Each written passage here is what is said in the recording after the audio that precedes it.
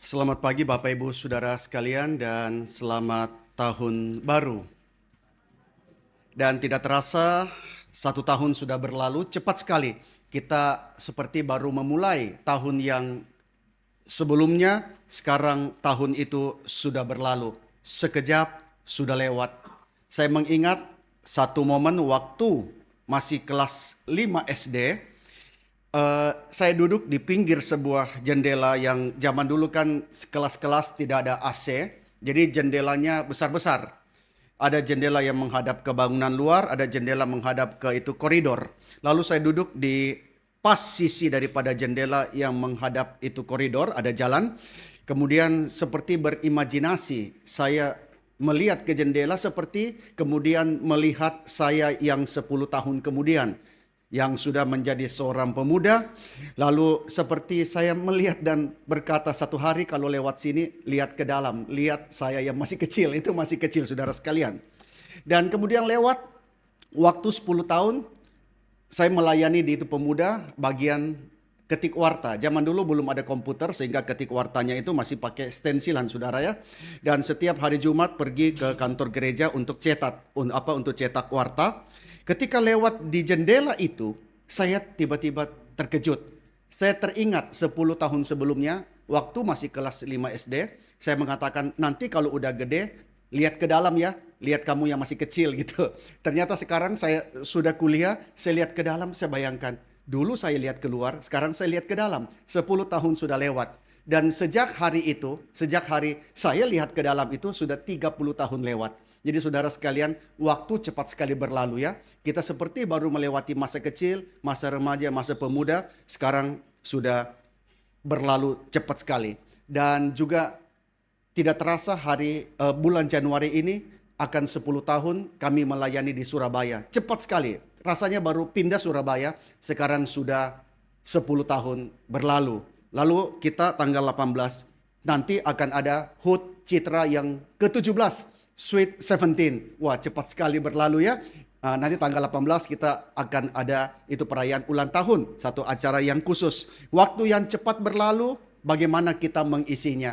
Waktu yang cepat berlalu, bagaimana kita berelasi satu dengan yang lain. Bagaimana relasi kita dengan Tuhan pertama-tama. Dan bagaimana relasi kita satu dengan yang lain.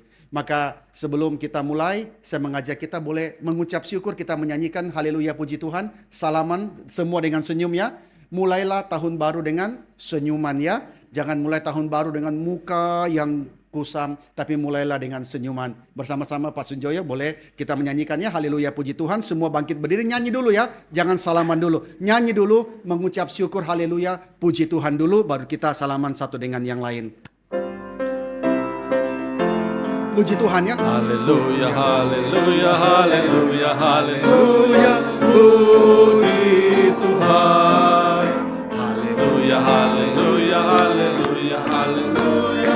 Puji Tuhan. Bersalaman satu dengan yang lain. Puji Tuhan. Haleluya. Puji Tuhan. Haleluya. Puji Tuhan. Haleluya. Puji Tuhan. Sekali lagi. Haleluya, haleluya, haleluya, haleluya. Puji Tuhan. Haleluya, haleluya, haleluya, haleluya. Puji Tuhan. Puji Tuhan. Haleluya. Puji Tuhan. Haleluya. Puji Tuhan. Haleluya. Puji Tuhan. Mari semuanya kita katakan puji Tuhan, haleluya. Puji Tuhan, haleluya. Puji Tuhan, kita bersyukur Tuhan memimpin kita memasuki tahun 2026.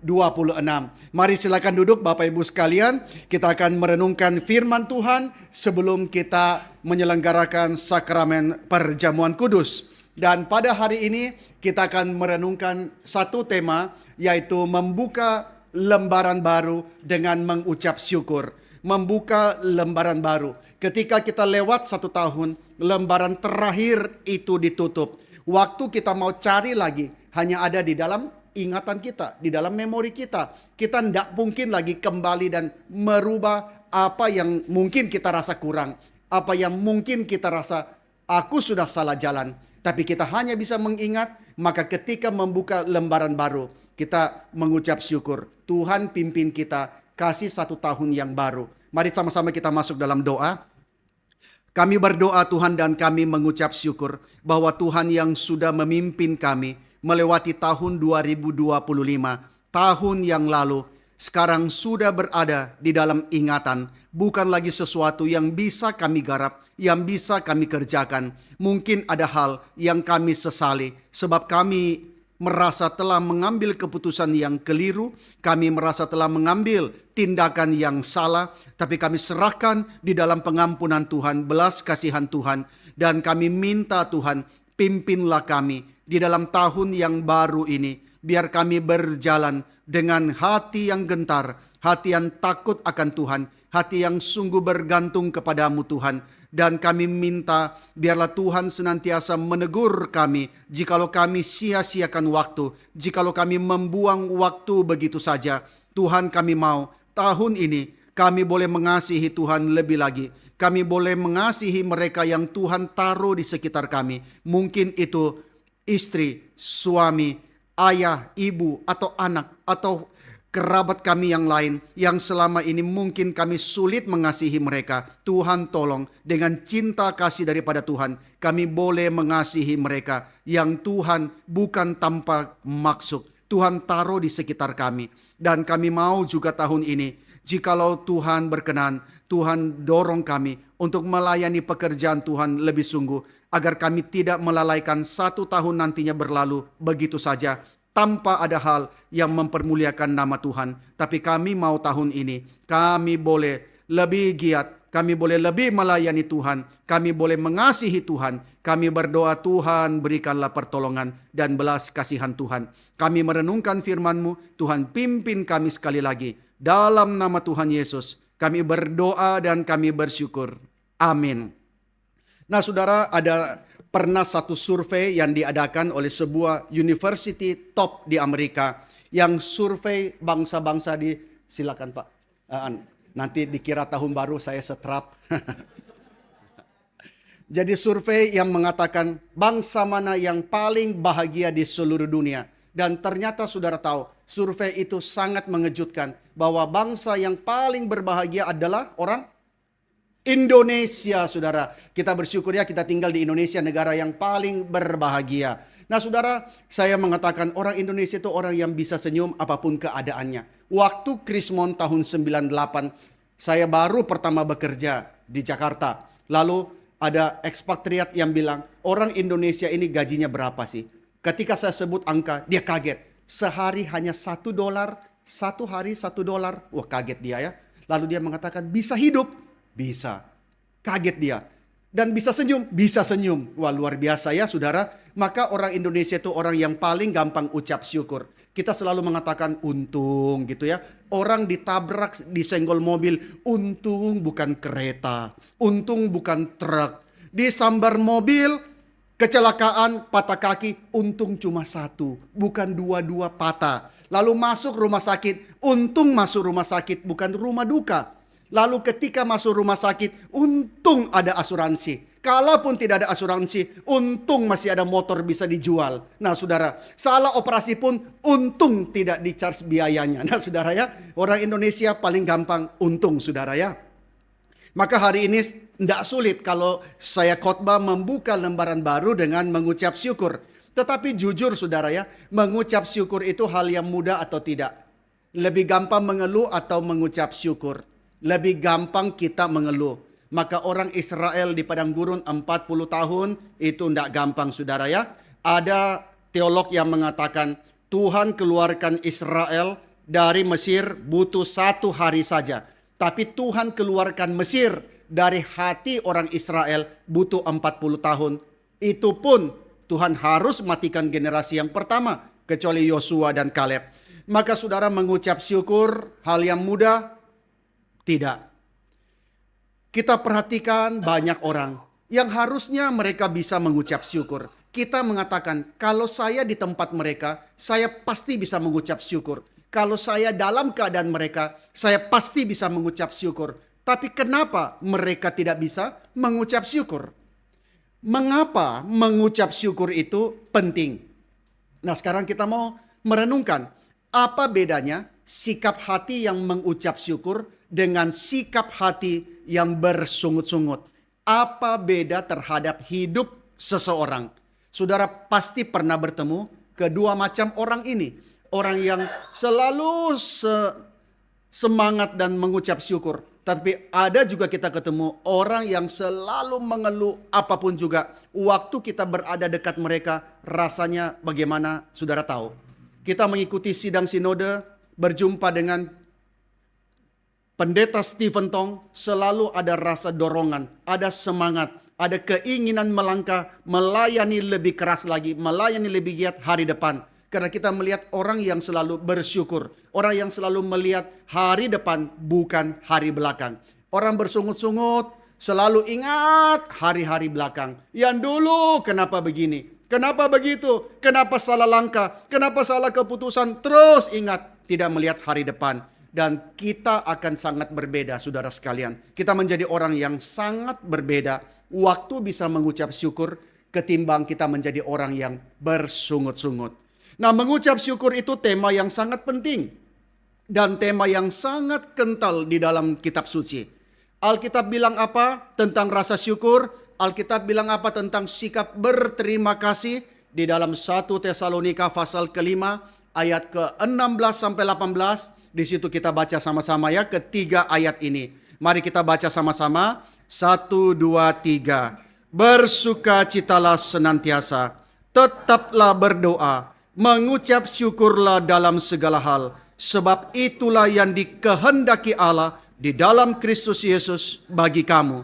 Bacanya singkat, jalaninya susah. Bersukacitalah senantiasa. Tidak bisa Tuhan, masalahku terlalu banyak. Tidak bisa aku bersukacita. Tetaplah berdoa. Percuma. Doa juga Tuhan tidak jawab langsung. Mengucap syukur dalam segala hal. Tidak mungkin Tuhan. Jadi ayat ini pendek. Tapi jalaninya tidak gampang. Tetapi ayat-ayat ini menyuruh kita bersukacita senantiasa. Bukan sesekali, saudara. Mengucap syukur di dalam segala keadaan. Berarti apa? Berarti bagi orang Kristen, hati yang bersyukur harus menjadi lifestyle. Cara hidup kita. Mengucap syukur senantiasa mengalir dari hati dan mulut kita. Maka itulah yang membedakan orang Kristen dengan orang yang lain. Saya pernah ceritakan bagaimana perjalanan ke kampus. Lalu ada motor yang ugal-ugalan tabrak becak. Becak itu jatuh. Becak itu rusak. Lalu tukang beca bukannya marah, malah tolong orang yang tabrak dia itu. Sehingga orang heran, tapi orang langsung tahu, oh kenapa dia tolong? Karena dia Kristen. Sebab di becaknya ada stiker Ora et Labora itu. Nah, ini menjadi satu pembeda, saudara. Hati yang bersyukur harusnya menjadi lifestyle kita. Mengapa kita bersyukur? Tentu ada alasan. Karena kebaikan Tuhan dan karena kasih setia Tuhan. Di dalam Mazmur 136 ayat 1 mengatakan, bersyukurlah kepada Tuhan. Apa alasan bersyukur? Sebab dia baik. Bahwasanya untuk selama-lamanya kasih setianya. Maka ayat ini mengatakan sebab dia baik. Saya ingat Pendeta Jimmy Pardede mengatakan bahwa kalau kita pegang Allah itu baik, maka hal yang lain kita bisa terima. Sebab dia baik, dalam keadaan yang tidak baik kita rasakan, di situ kita tetap pegang bahwa Allah itu baik. Di dalam situasi apa yang kita hadapi, motivasi, apa yang dibalik daripada apa yang terjadi itu, kita percaya Allah baik. Maka pemazmur mengatakan bersyukur kepada Tuhan. Sebab dia baik. Bahwasanya untuk selama-lamanya kasih setianya. Orang tua yang suruh anak minum obat. Tidak mau minum obat, pahit. Tapi disuruh minum obat. Orang tua jahat? Tidak, dia baik. Orang tua suruh anak disiplin. Apakah orang tua jahat? Tidak. Orang tua baik. Maka dibalik daripada apa yang dikerjakan, kita tahu Tuhan itu baik. Apalagi kalau kita menyadari siapakah kita, makin kita bersyukur kepada Tuhan.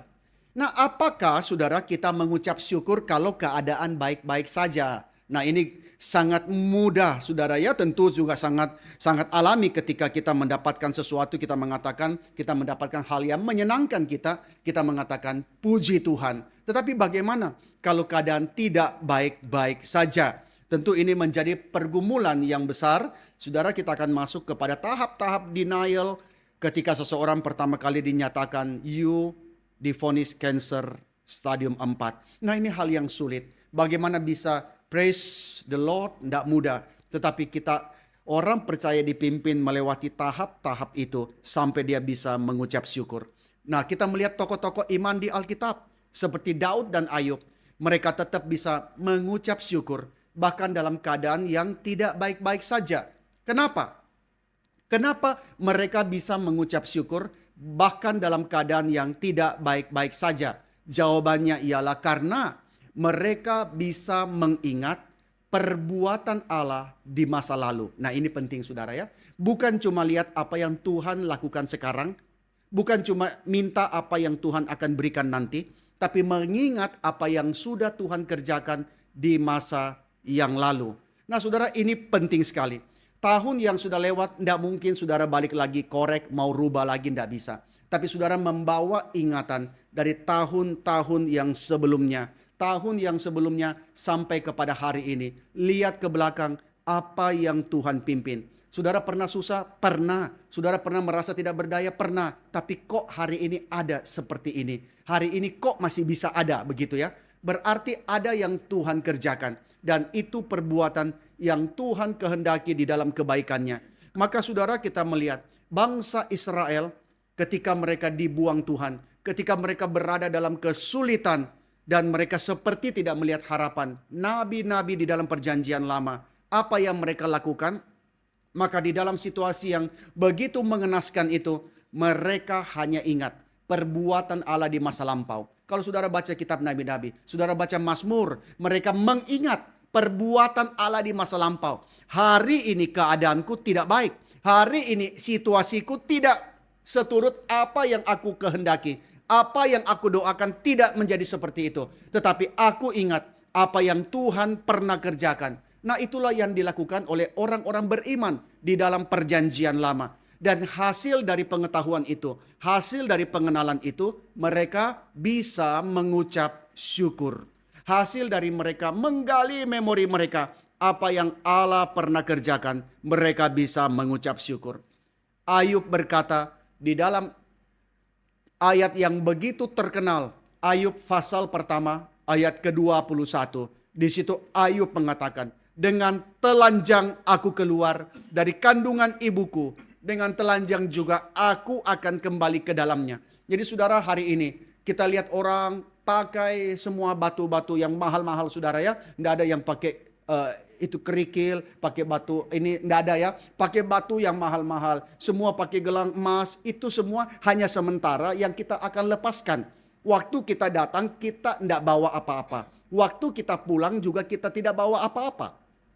Di situ Ayub sadar, maka Ayub mengatakan satu statement yang sangat-sangat penting. Ayub mengatakan, Tuhan yang memberi, Tuhan yang mengambil. Terpujilah nama Tuhan. Nah, kalau dikatakan Tuhan yang memberi, terpujilah nama Tuhan, semua orang bisa. Tapi ketika ditambah Tuhan yang mengambil, ini tidak gampang. Bagaimana bisa mengucap syukur waktu dikatakan Tuhan yang mengambil? Tidak mudah saudara sekalian. Tapi inilah pergumulan iman orang percaya, dan di situ mereka lihat perbuatan Allah di masa lalu dan mereka memuji nama Tuhan. Paulus ketika mengalami penganiayaan di dalam 2 Korintus pasal 2 ayat 14, dia tetap bisa berkata demikian. Tetapi syukur kepada Allah. Bagi Allah yang dalam Kristus selalu, Paulus tidak mengatakan sesekali ya, selalu membawa kami di jalan kemenangannya. Pelayanan Paulus tidak selalu mulus. Seringkali maju, mundur. Seringkali sudah dekat, menjauh. Seringkali sudah hampir kelihatannya, tetapi gagal. Bagaimana ketika kita mengalami itu? Ini juga pergumulan kita di tengah-tengah jemaat ya. Kita mendoakan lama untuk satu gedung gereja yang baru. Tetapi sampai hari ini kita masih bergumul. Tetapi kita hanya mengatakan bahwa apa? Syukur bagi Allah yang di dalam Kristus selalu membawa kita di jalan kemenangannya. Dengan perantaraan kami, Paulus mengatakan, dia menyebarkan keharuman pengenalan akan dia. Nah, ini yang penting. Melalui perantaraan kami berarti apa? Melalui kami dan apa yang kami alami, apa yang kami terima, hal yang bahkan tidak mudah, Paulus mengatakan. Dia menyebarkan keharuman pengenalan akan dia di mana-mana. Maka kita bukan hanya membawa keharuman itu waktu hidup kita di jalan tol. Waktu hidup kita lancar, tidak ada hambatan. Tetapi ketika kita bergumul, ketika kita kehilangan, ketika kita harus menangis, di situ pun Tuhan bisa pakai untuk menyebarkan keharuman pengenalan akan dia di mana-mana. Rasul Petrus memberikan kita alasan kenapa kita bisa bersyukur sekalipun di tengah duka dan segala macam ujian. Adakah orang Kristen yang tidak pernah berduka? Adakah orang Kristen yang tidak pernah dapat ujian? Petrus memberikan kita akan mengalami itu, tetapi ada alasan mengapa kita bisa bersyukur sekalipun di tengah-tengah duka dan segala macam ujian.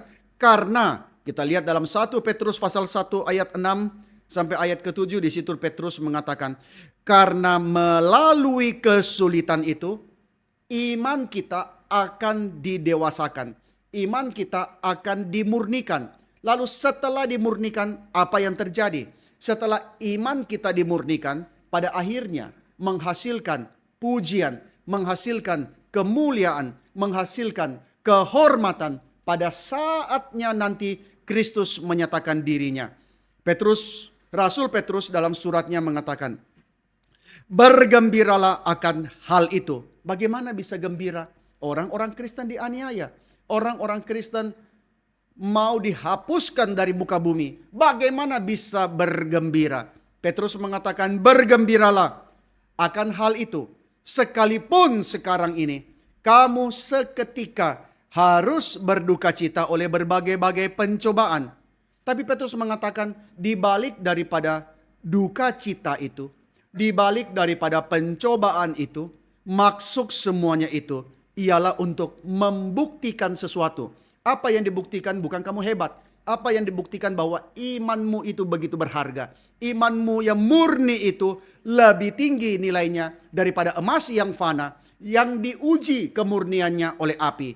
Sehingga apa? Iman yang diuji itu akan memperoleh puji-pujian dan kemuliaan dan kehormatan pada hari Yesus Kristus menyatakan dirinya.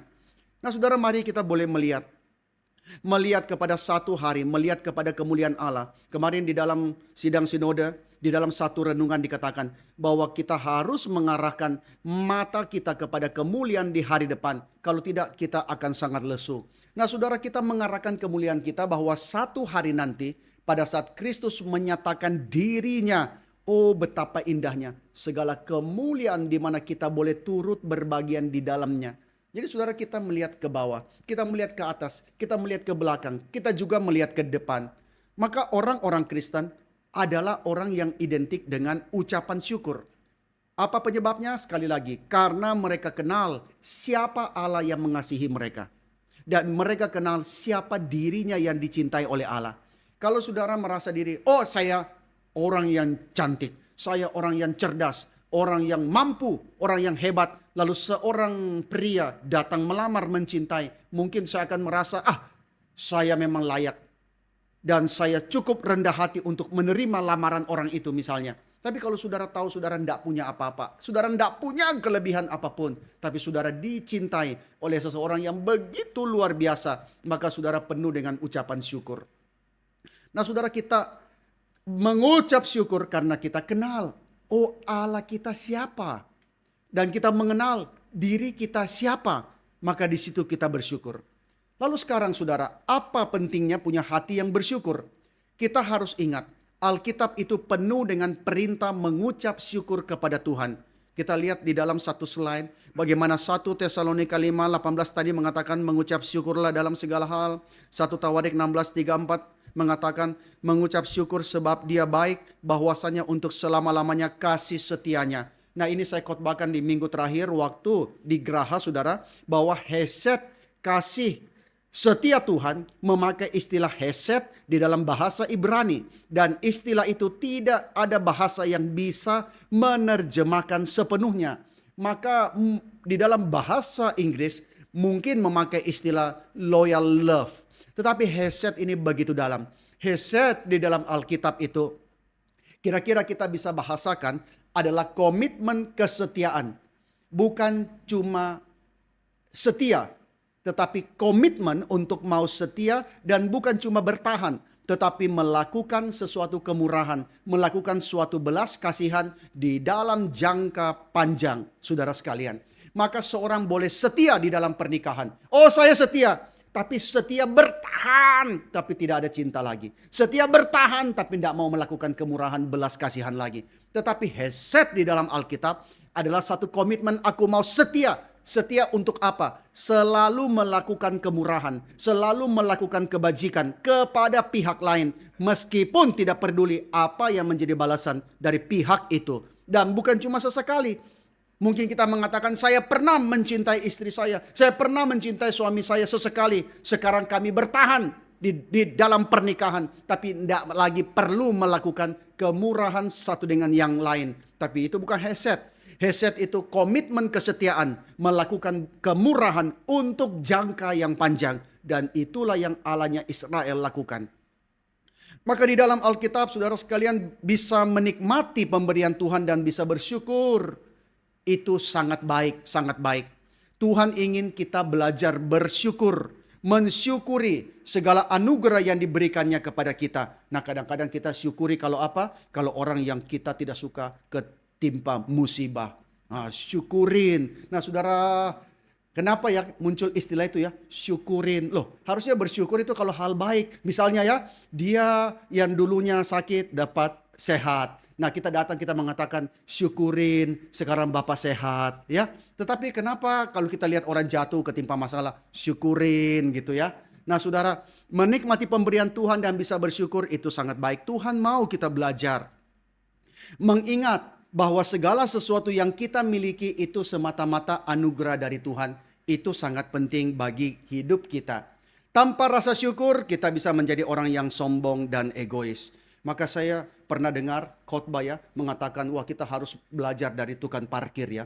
Tukang parkir mobil mewah macam apapun diserahkan sama dia, dia tidak pernah merasa itu kepunyaannya. Dia merasa itu titipan yang bisa diambil kapan saja. Waktu diambil diganti uang 5.000, bersyukur.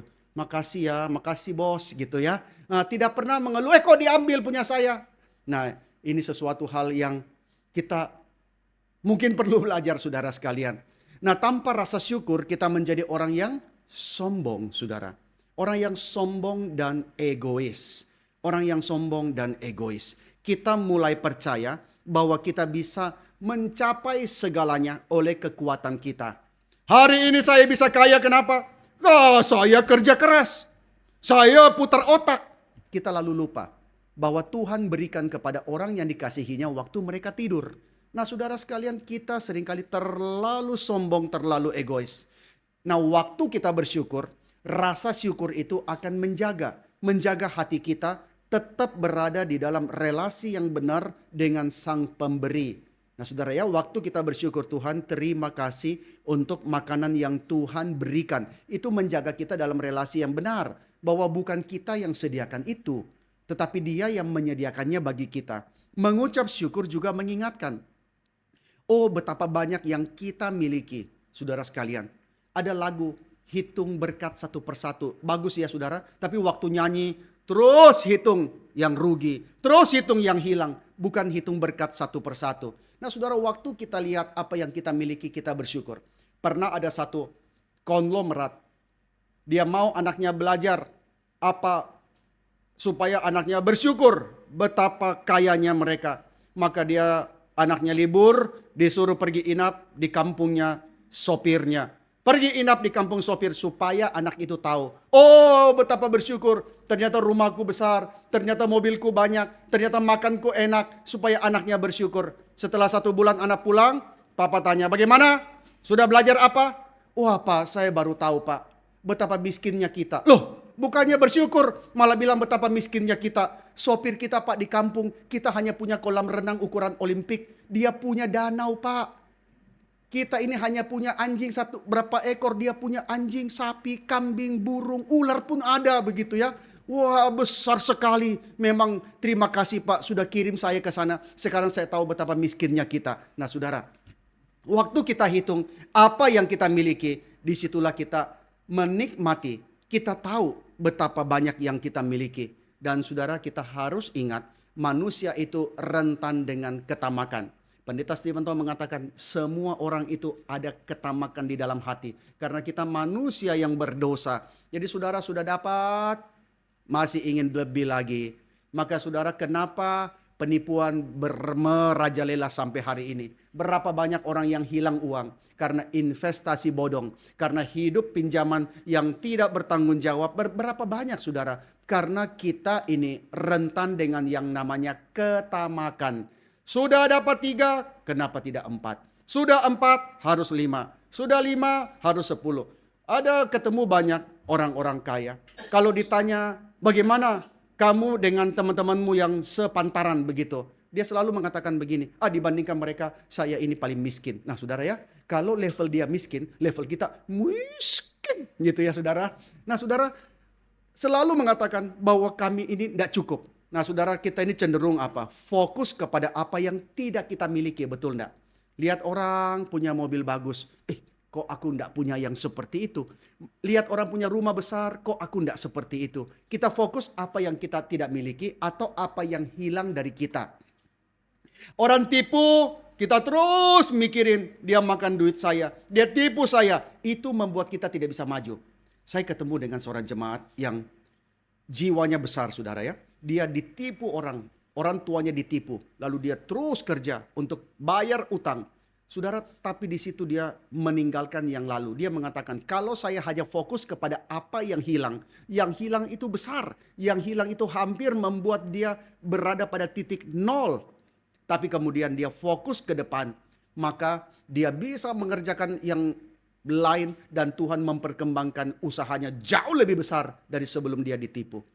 Pendeta Stephen Tong di dalam sidang sinode cerita bagaimana dulu pernah ada seorang jemaat datang, Pak Tong, toko saya habis terbakar, saya tidak bisa lagi hidup, toko saya semuanya habis.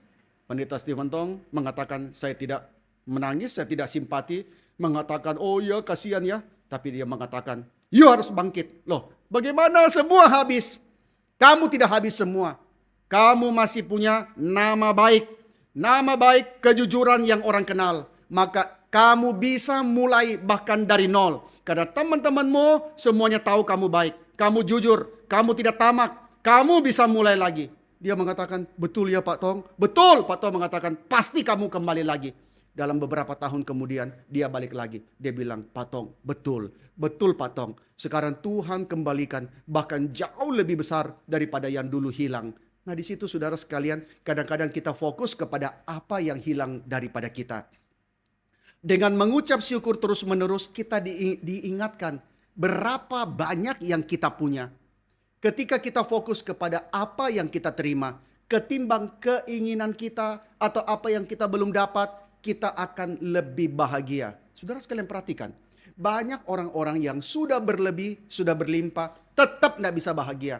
Kenapa orang yang bunuh diri? Banyak orang yang sebenarnya berkecukupan, saudara sekalian. Saya pergi ke Sumba, ke satu kampung yang sangat susah hidupnya. Lalu tanya kepada pendetanya, saya penasaran Pak, ini tempat begitu susah hidupnya. Pernah tidak selama Anda melayani, ada yang bunuh diri? Dia mengatakan, saya ingat saya, tidak ada. Tidak ada yang bunuh diri. Nah saudara, saya pikir ya, bukan masalah apa yang kita tidak punya yang membuat kita tidak bahagia. Tapi apa yang kita rasa kita harusnya punya, itu yang membuat kita kurang bahagia. Maka waktu kita fokus kepada berkat yang kita terima, kita akan lebih bahagia. Ketika kita mulai bersyukur kepada Tuhan untuk hal-hal yang biasanya kita anggap remeh, perspektif kita diubahkan oleh Tuhan. Saudara masih bisa makan enak, masih bisa cicip, harus bersyukur. Sebab ada orang yang indera Pengecapnya sudah tidak bisa lagi saudara, makan apapun semua sama rasanya. Itu saja sudah bisa bikin kita bersyukur kepada Tuhan. Itu hal yang remeh. Kita mulai sadar bahwa kita tidak bisa hidup tanpa kemurahan Tuhan. Ketika 1 Tesalonika mengatakan mengucap syukur dalam segala hal, itu mengajarkan untuk bersyukur bukan hanya dalam situasi yang menguntungkan, tapi juga bahkan dalam keadaan yang tidak menguntungkan. Ketika kita bertekad bersyukur kepada Tuhan, apapun yang terjadi, kita akan dijauhkan dari hati yang pahit. Kalau saudara ketemu orang yang hatinya pahit terus, saudara juga rasa tidak enak ya, rasa tidak nyaman. Tapi itu keluar dari apa? Keluar dari hati yang tidak bisa melihat apa yang Tuhan sudah provide. Dari hati yang kurang bersyukur kepada Tuhan. Bukan berarti bahwa kita bersyukur ya dapat tragedi ya. Oh teman-teman, hari ini saya mau sharing ya. Waduh, tadi mobil saya dicuri loh. Puji Tuhan loh ya saudara. Nah tentu kita tidak bersyukur ya dapat tragedi demi tragedi saudara ya. Kecuali kalau saya bersyukur mobil saya hilang loh. Karena apa? Karena habis ini suami saya gantiin yang lebih baru gitu ya saudara. Nah itu lain lagi saudara ya. Ada juga yang karena ya itu ketemu itu jemaat yang itu bercanda. Aduh ini HP saya nggak mau hilang-hilang. Saya udah taruh sembarangan kok nggak hilang-hilang juga. Kenapa bu? Mau harap HP-nya hilang? Ya kalau nggak hilang suami nggak beliin iPhone yang baru. Saudara ya. Bukan kita bersyukur bahwa kita dapat tragedi, tapi kita belajar bersyukur bahwa melalui pengenalan kita akan Tuhan, bahwa Dia akan menopang dan memberikan kita kekuatan untuk bertahan, dan pada akhirnya tersedia mahkota kehidupan. Di dalam Yakobus pasal pertama ayat ke-12. Jadi berbahagialah orang yang bertahan dalam pencobaan, sebab apabila dia sudah tahan uji, dia akan menerima mahkota kehidupan yang dijanjikan Allah kepada barang siapa yang mengasihi dia. Dan juga dalam Roma pasal 8 ayat 28, ayat yang sangat indah ya, bahwa kita tahu sekarang bahwa Allah turut bekerja di dalam segala sesuatu. Allah bekerja dalam hal yang tidak terlihat, dalam hal yang kita tidak prediksi. Allah tidak bekerja pakai agenda kita. Kadang-kadang kita ini masuk tahun baru, kita sudah punya agenda. Ini Tuhan proposal ya, proposal Tuhan jawab. Proposal nanti Tuhan kerjakan seperti ini ya. Aku tahun ini mau tambah 3 toko, 3 cabang. Aku mau tambah 10 usaha. Aku mau kerja ini, tolong Tuhan jawab ya. Nah saudara sekalian, Tuhan tidak kerja pakai agenda kita. Tuhan kerja pakai agendanya. Jadi Allah bekerja di dalam segala sesuatu untuk mendatangkan kebaikan bagi mereka yang mengasihi Dia. Yaitu bagi mereka yang terpanggil sesuai dengan rencana Allah. Jadi kita tetap bisa memiliki hati yang bersyukur kepada Tuhan.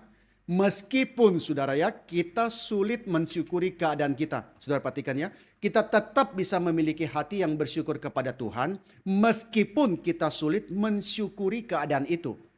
Kita bisa terluka dan tetap bersyukur. Kita bisa berduka dan tetap bersyukur.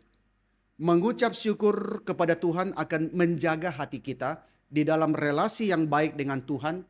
Dan menjauhkan kita dari emosi, dari sikap yang merugikan. Yang bisa merampas damai sejahtera Tuhan bagi kita. Di dalam Filipi pasal 4 ayat 6-7 mengatakan, janganlah hendaknya kamu khawatir tentang apapun juga. Tapi nyatakanlah dalam segala hal keinginanmu kepada Allah dalam doa dan permohonan dengan ucapan syukur. Berarti kita bisa khawatir? Enggak bisa. Kita bisa banyak hal yang membuat kita marah, bisa. Banyak hal yang membuat kita kecewa, sangat bisa. Tetapi saudara sekalian, waktu kita terus pikir itu, apakah keadaan berubah? Tidak. Tetapi kita makin rugi sebab emosi kita, karakter kita tergerus oleh keadaan itu dan merampas damai sejahtera kita. Ada orang yang saya kenal, seorang ibu, saudara sekalian. Anaknya semuanya tidak bersikap baik kepada dia. Dia harus merelakan usahanya, anak ambil. Dia harus pindah dari rumah yang ditinggali dari masih muda, pindah ke kos-kosan.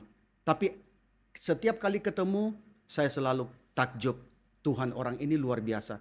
Tidak punya duit, tidak punya asuransi. Kalau sakit bagaimana, sudah tua, tinggal di kos-kosan.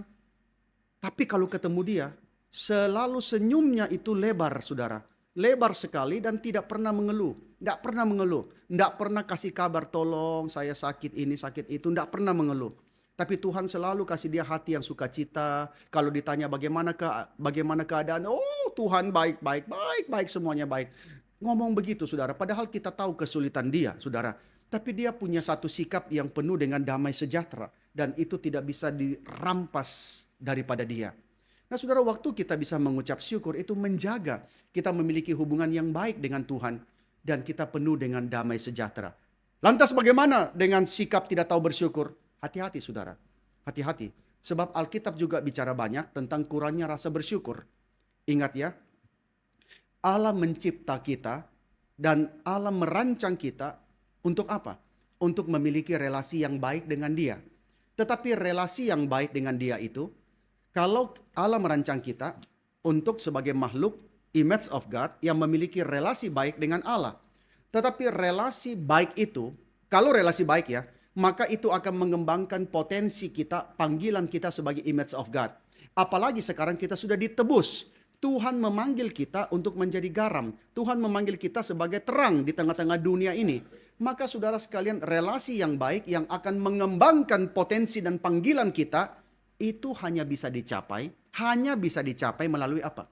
Melalui sikap hati yang humble, rendah hati, sikap hati yang hormat terhadap dia, dan sikap hati yang penuh dengan ucapan syukur. Maka saudara, orang yang tidak bisa rendah hati, orang yang tidak hormat kepada Tuhan, orang yang tidak ada ucapan syukur, itu tidak pernah bisa mengembangkan potensi dan panggilan yang Tuhan berikan kepada dia. Sebab dia tidak memiliki relasi yang baik dengan Tuhan. Ketika manusia jadi congkak, hidup tidak takut akan Tuhan, dan tidak tahu bersyukur, maka dia tidak mungkin bersekutu dengan Tuhan. Dan sebagai akibatnya, dia tidak bisa merasakan, dia tidak bisa menikmati apa arti dicipta menurut gambar dan rupa Allah. Saudara, 1 Petrus pasal 5 ayat 5 mengatakan Allah menentang orang yang congkak, saudara, tetapi mengasihani orang yang rendah hati. Nah, ini seringkali menjadi godaan besar bagi kita ya. Kita seringkali mau mengklaim keberhasilan itu adalah usaha kita. Apa yang kita ada pada hari ini itu karena kita. 1 Petrus pasal 5 ayat 5 mengatakan, demikian jugalah kamu, hai orang-orang muda, tunduklah kepada orang-orang yang tua. Kamu belajar humble. Banyak orang muda belum sampai apa-apa, merasa diri sudah jauh lebih hebat daripada banyak orang tua. Orang yang lebih tua sudah mencapai banyak hal, tapi waktu mereka bicara, mereka tahu ada hal yang sudah tidak perlu dibahas lagi, sebab itu tidak penting. Nah saudara, orang-orang tua memiliki banyak sekali pengalaman yang mereka bisa banggakan. Tetapi saudara, seringkali orang muda merasa mereka lah yang jauh lebih hebat. Dan Petrus mengatakan, kamu semua rendahkanlah dirimu seorang terhadap yang lain, sebab Allah menentang orang yang congkak, tapi mengasihi orang yang rendah hati. Nah saudara, sikap tidak tahu bersyukur itu dosa enggak? Sikap tidak tahu bersyukur itu dosa enggak? Dosa saudara. Dan akibatnya tidak ringan, sebab bisa menghancurkan hidup seseorang saudara. Roma pasal 1 ayat 18-32 memberikan gambaran tentang jatuhnya satu society. Bagaimana masyarakat itu jatuh saudara. Apa yang terjadi pada masyarakat yang jatuh?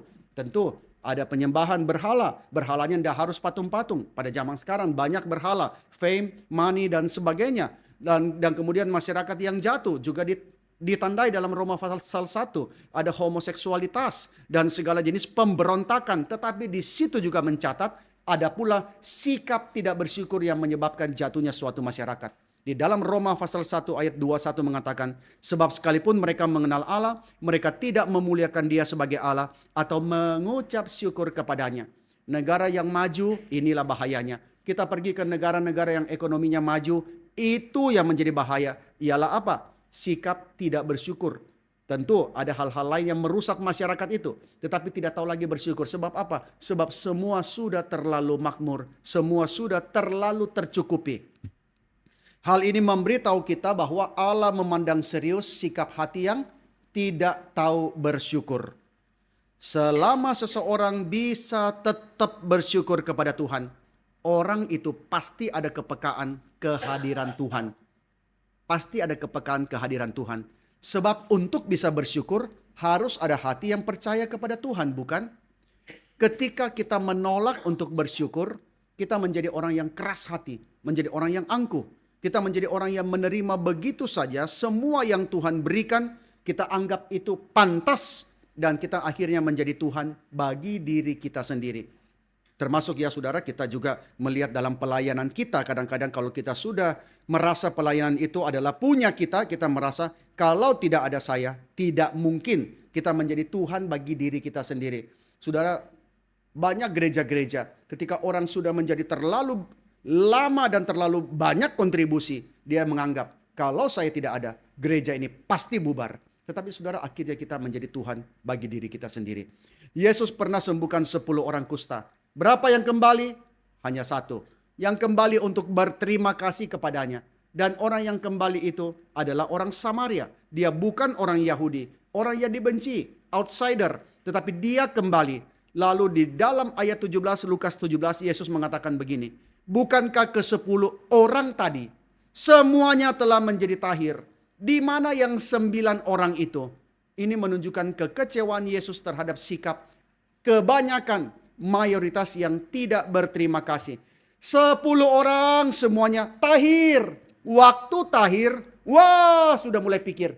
Setelah tahir, saya bisa kerja ini, kerja itu. Saya bisa menikmati ini, menikmati itu. Saya bisa kembali kepada keluarga, bisa kembali kepada masyarakat. Saya bisa ini, bisa ini. Melihat, memikirkan ke depan, lupa apa yang Tuhan kasih. Lupa menghitung berkat Tuhan. Semuanya tahir, cuma 1 yang kembali. 1 yang kembali menunjukkan terima kasihnya, ucapan syukurnya atas kesembuhannya. Surat 2 Timotius menggambarkan keadaan orang-orang di akhir zaman. Salah satu ciri yang menonjol adalah sikap tidak tahu berterima kasih. Ini di akhir zaman. 2 Timotius pasal 3 ayat 2. Manusia akan mencintai dirinya sendiri dan menjadi hamba uang. Mereka akan membual dan menyombongkan diri. Mereka akan menjadi pemfitnah. Mereka akan berontak terhadap orang tua dan tidak tahu berterima kasih. Tidak tahu berterima kasih. Ketika hati kita sudah dikuasai oleh kesombongan dan perasaan layak dan mampu, maka tidak ada lagi ruang untuk berterima kasih kepada Tuhan. Kita menjadi orang percaya, yang percaya kehebatan kita sendiri, bukan percaya kepada Tuhan. Lalu anggap semua yang kita miliki itu karena, sekali lagi, karena usaha kita. Paulus ingatkan itu dalam 1 Korintus pasal 4 ayat 7. Sebab siapakah yang anggap engkau begitu penting? Nah ini saudara ya. Siapa yang anggap engkau begitu penting? Dan apakah yang engkau punya yang engkau tidak terima? Jika engkau memang terima, mengapa engkau memegahkan diri seolah-olah engkau tidak terima? Kamu terima dari Tuhan, tapi kamu rasa, kamu anggap, kamu katakan kamu tidak terima. Kalau memang kamu terima, mengapa kamu memegahkan diri? Toh kamu hanya dikasih. Karunia itu hanya diberikan kepadamu, bukan kau dapatkan dengan usahamu sendiri. Nah saudara, hati-hati dengan sikap tidak tahu bersyukur saudara. Maka di sini kita pelihara hidup yang memegang hati yang bersyukur kepada Tuhan. Dan satu lagi hal yang penting, waspada terhadap kehidupan yang lancar. Nah saudara, kita suka ya kehidupan yang lancar ya. Kalau perlu senantiasa berada di jalan tol, jalan bebas hambatan. Tetapi kita harus hati-hati dengan jalan bebas hambatan. Mana yang lebih gampang kecelakaan? Jalan yang macet, padat merayap, atau yang bebas hambatan? Mana yang lebih gampang kecelakaan? Lebih gampang kecelakaan yang bebas hambatan, saudara sekalian. Maka waspadalah dengan kehidupan yang lancar. Bukan berarti saudara tidak boleh hidup lancar ya. Tetapi waktu hidup lancar, makin berwaspada. Orang kalau nyetir di tengah kemacetan, pasti waspada nih. Cuma beda 10 cm dengan motor sebelah nih saudara sekalian. Beda 2 cm atau segala macam. Waspada, remnya dijaga. Tapi kalau di jalan tol mulai hilang kewaspadaan, mulai ngantuk tidur. Saudara ya, lalu kecelakaan. Musa di dalam Ulangan pasal 8 mengingatkan orang Israel.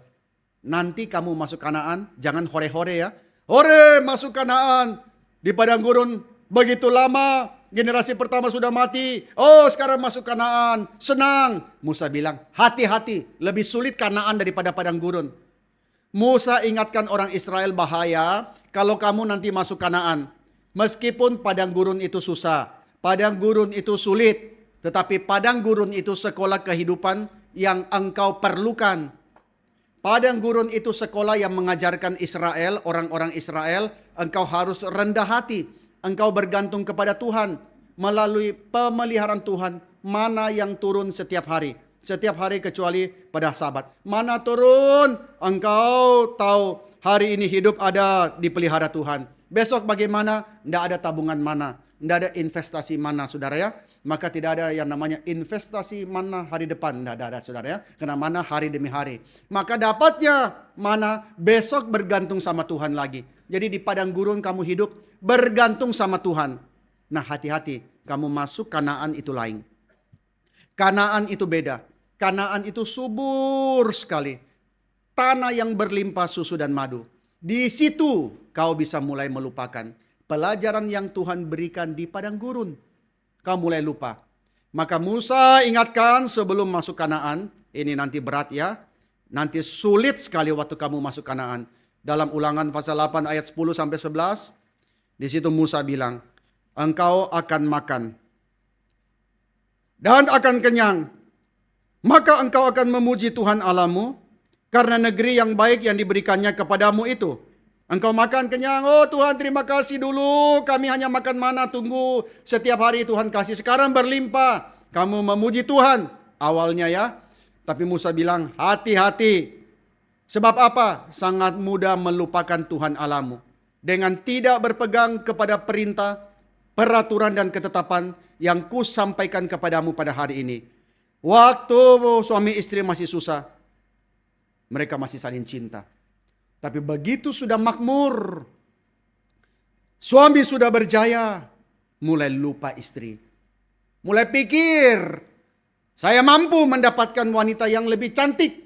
Saya bisa dapatkan wanita yang lebih baik daripada istri saya. Istri saya model begitu. Nah mulai saudara.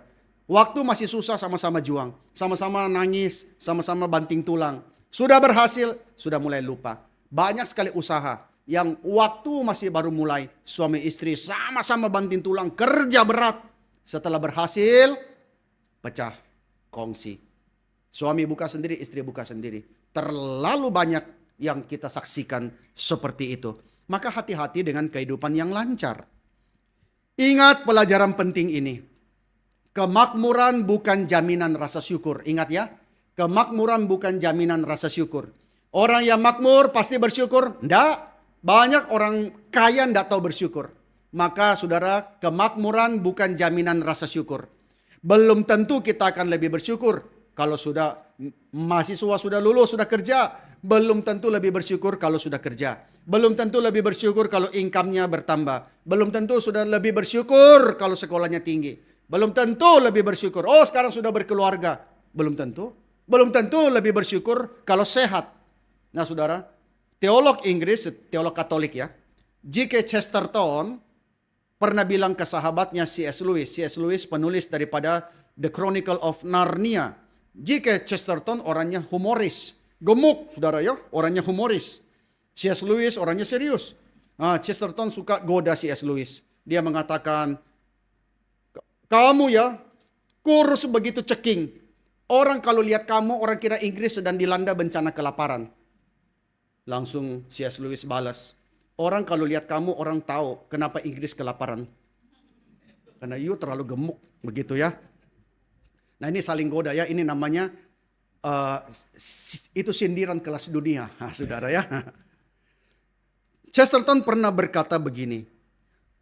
Rasa terima kasih itu adalah bentuk pemikiran yang tertinggi, saudara. Dan rasa syukur memberi kebahagiaan yang berlipat ganda karena ada ketakjuban. Saudara perhatikan. Rasa syukur itu bentuk pemikiran yang tertinggi, saudara. Dan rasa syukur itu memberikan kebahagiaan yang berlipat-lipat ganda karena ada ketakjuban. Waktu anak kecil dapat sesuatu yang baru pertama kali. Oh dia begitu takjub, begitu senang. Senangnya itu sampai senang luar biasa. Baru-baru saudara ya, ada kerabat kita bawa anak jalan-jalan dari Sulawesi ke Surabaya. Waktu dia hamil anak ketiga, suaminya meninggal, masih muda. Lalu kemudian anak ini lahir tidak pernah lihat bapaknya. Terus belum pernah diajak ke tempat jauh. Waktu datang Surabaya. Wah, senang sekali. Sampai dia terus bicara ke mamanya. Di bandara bilang, "Mama, saya senang sekali. Aduh, saya senang sekali hari ini mau ke Surabaya. Aduh, saya senang sekali." Mamanya bilang, "Jangan bikin malu." Nggak peduli dia. Di bandara ngomong. Masuk ke pesawat ngomong juga. Di dalam pesawat terus ngomong, "Mama, saya senang sekali hari ini ke Surabaya."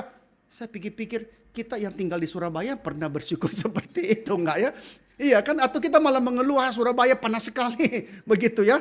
Tapi ada ketakjuban. Dan ketakjuban itu yang membuat kebahagiaan berlipat kali ganda. Pertama kali saudara ke luar negeri misalnya ya. Wah, ke tempat yang begitu baru. Ke tempat yang begitu indah, saudara lihat. Wow, seperti ini. Saya pertama kali ke Singapura kayak orang kampung, saudara. Lihat lampu-lampunya. Wow, ini namanya Singapura gitu ya. Sekarang lihat lampu-lampu biasa gitu ya. Nah, kita mungkin kehilangan ketakjuban itu yang membuat kita kehilangan kebahagiaan dalam banyak hal. Kita kehilangan banyak hal ketika kita gagal untuk bersyukur, saudara sekalian. Maka kita hanya menjalani kehidupan Kristen yang biasa, yang dingin. Kehidupan Kristen yang penuh syukur itu hanya bisa ketika kita mengingat segala sesuatu yang kita miliki itu adalah warisan daripada Tuhan. Warisan yang diberikan bukan karena kita mengerjakan, tapi karena diberikan tanpa kita berkontribusi. Saya menutup dengan kaitan ucapan syukur dengan ibadah.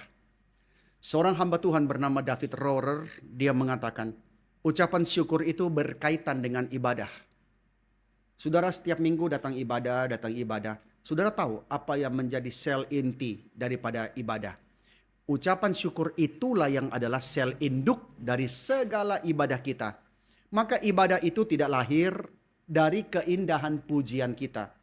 Oh, ibadah baru bisa jalan kalau ada pianis bagus, kalau ada penyanyi bagus, kalau ada liturgis bagus, ada hamba Tuhan yang bagus. Saudara, enggak. Ibadah tidak lahir dari keindahan pujian kita di dalam musik dan seni.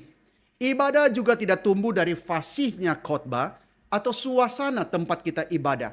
Meskipun semua itu bisa menambah atau mengurangi pengalaman kita dalam beribadah. Misalnya saudara ya, kalau ternyata song leader bukan cuma fals saudara ya, tetapi ya juga ya sangat tidak bisa memimpin misalnya ya, maka tentu kita merasa tidak nyaman, mengurangi pengalaman kita dalam beribadah. Tetapi tidak satu pun dari hal-hal itu yang pada akhirnya menjadi alasan kita beribadah. Alasan dan dorongan di balik ibadah kita kepada Tuhan ialah rasa syukur kita. Oh Tuhan, Engkau mencintai aku. Engkau telah menebus aku. Engkau telah memimpin hidupku. Menjadi satu ucapan syukur yang itulah menjadi dorongan di balik kita ibadah. Segala sesuatu yang kita lakukan dalam ibadah, puji-pujian, khotbah, doa, suasananya, pelayanan yang ada, itu adalah untuk apa? Untuk melayani persembahan syukur. Persembahan daripada rasa syukur yang kita bawa di hadapan Tuhan. Maka waktu saudara datang ibadah ada rasa syukur enggak? Atau kita datang ibadah karena kewajiban. Kita datang ibadah karena memang orang Kristen harus datang ibadah hari Minggu. Tapi justru saudara sekalian, kita sedang mematikan ibadah itu. Ibadah, saudara sekalian, keluar dari ucapan syukur kepada Tuhan atas keselamatan yang Dia karuniakan kepada kita. Ibadah adalah manifestasi dari sukacita yang tidak dapat disebutkan yang telah dianugerahkan Tuhan kepada kita. Maka pertanyaannya, sudahkah saudara dan saya bersyukur, mengucap syukur, ataukah hidup kita lebih banyak bersungut-sungut, mengeluh, penuh dengan ketakutan, penuh dengan kekhawatiran, tidak percaya Tuhan mimpin. Saya nggak percaya Tuhan pimpin tahun 2026. Saya lebih yakin dengan usaha saya sendiri. Saudara, banyak kesulitan, saudara taruh dalam tangan Tuhan. Anak-anak tidak pernah pusing papanya bagaimana. Dia tidur dengan nyenyak. Papanya bergumul dengan hutang toko. Papanya bergumul dengan omset yang turun. Tapi anak-anak santai aja mainnya kemana-mana. Karena dia percaya kepada papanya. Nah saudara, waktu kita ada kesulitan saudara, kita tahu Bapa kita di sorga. Bapak kita tidak bangkrut ya, Bapak kita tidak pusing omset ya, tidak. Karena dia adalah penguasa daripada segala sesuatu. Bahkan anak yang bapaknya bergumul dengan utang aja masih bisa tidur nyenyak, pergi sekolah saudara. Karena papanya yang urus. Apalagi kita, Bapak kita di sorga, pemilik segala sesuatu, pencipta daripada langit dan bumi. Bukankah kita bisa taruh segala hal di dalam tangan dia? Dan melangkah di dalam 2026 ini dengan hati yang percaya bahwa dia sanggup dan bahwa dia baik. Mari kita berdoa. Tuhan Bapa dalam surga, kami berdoa Tuhan ampuni kami. Seringkali kami mau kontrol hidup kami. Kami seringkali mengatakan, kami percaya kepadamu. Tapi dalam hati kami lebih percaya kepada diri kami lebih percaya kepada aset kami lebih percaya kepada kemampuan kami, kepada kesehatan kami, kepada koneksi kami. Kami percaya bahwa itulah yang akan memimpin kami melewati tahun ini. Tuhan ampuni kami. Tuhan ajar kami untuk belajar menaruh pengharapan kami kepada Allah Sang Pencipta langit dan bumi, yang bukan hanya mencipta segala sesuatu, tapi juga Allah yang baik. Dan di dalam kebaikan-Mu Engkau mengasihi kami. Engkau mengasihi kami begitu dalamnya sampai Engkau rela memberikan anak-Mu yang tunggal Yesus Kristus untuk menjadi pendamaian bagi kami. Dan Engkau telah membawa kami menjadi milik kepunyaan-Mu. Oh Tuhan, pimpin kami dalam sepanjang tahun ini menjalani dengan ucapan syukur, menjalani dengan hati yang bergantung dan bersandar kepadamu. Terima kasih Tuhan, kami mau berdoa dan kami bersyukur dalam nama Tuhan Yesus. Amin.